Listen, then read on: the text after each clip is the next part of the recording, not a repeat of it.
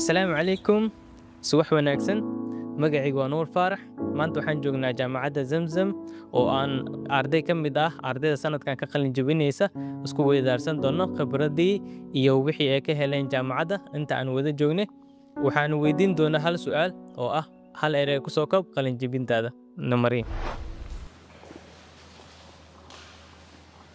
Soo Umahadsantahay Dubai. haddii aan ku dhaho hal eray noogu soo koob muddadii aad jaamacadda ku jirtay khibradii aad ka heshay. Dadaal. wuxuu noqon lahaa kobac. Korisho. waxaa kusoo koobi lahaa halgan. wuxuu noqon lahaa guul. haddaan hal ere ku soo koobo hayaan.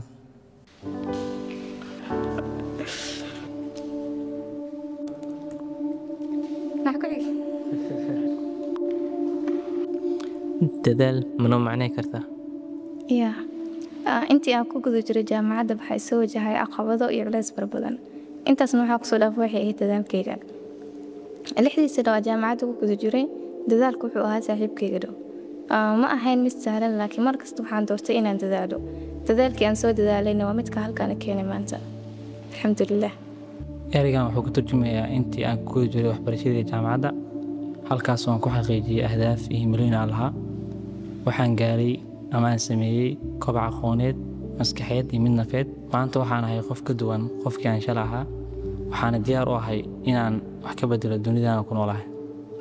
jaamacaddu waxay ii ahayd isbeddel nololeed iyo safar korisho oo dhammaystiran, mid aqooneed ha noqoto maskax ahaan iyo mid nafeedba. ma ahayn wax fudud balse waxay iga dhigtay korishahan wuxuu iga dhigay qof kalsooni leh una diyaarsan inuu wajaho wejiga xiga ee nolosha. erey halgan meeno khaas u leeyahay waxaa waaye 4 sano la soo dhaafay oo yahay aqoon dulqaad iyo himilooyin. wuxuu muujinayaa inaan gaaray yoolkii hadafkii aan u halgamayay intii aan ku guda jiray waxbarashadeeda. niyo haddaan hayaan isku dayna ku micnayo waa hayaan ka soo bilowday 700 kilomitir kasoo bilowday kuna soo dhammaaday si gabagabale oo gunaalidkeedu si qurux badan u soo dhammaaday.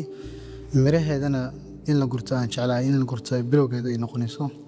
marka waa 700 kilomitir waa ilaa ya xagee ilaa iyo music korinshaha iskuulka muxuu filnaa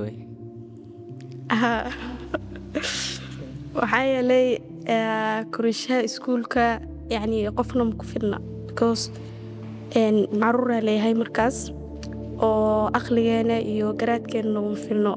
laakiin jaamacaddu markay timaado waxaa waaye waa koreenaa aqliyan maskaxiyan aqooniyan wax badanaa kororsaneynaa.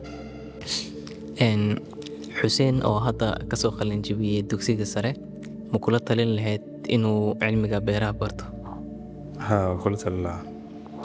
sababtane sababta ugu tali lahaa waxay tahay waxaa jeclaa lahaa inaan ka qayb qaato wax soo saarka dalka.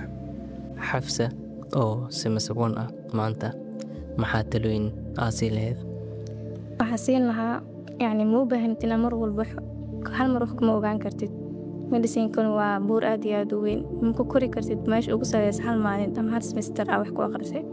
so wax walba waa step by step. nafsadaada sabar, leeylaha caadooyin daily ahna wax ku aqri kartid samayso. mar walbana ka taxadir caafimaadkaaga maskaxiyan iyo jireedba.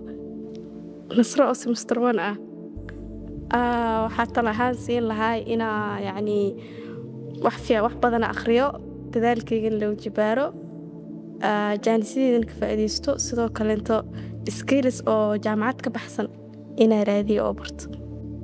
experience waa la shaqo waa heli karaa laakiin waxaa rabaa inaan noqdo tutor xafsa oo qaabilsan cudurrada wadnaha ama cudurrada carruurta kale. saasna waxay kuu qaadanaysaa waqti kale.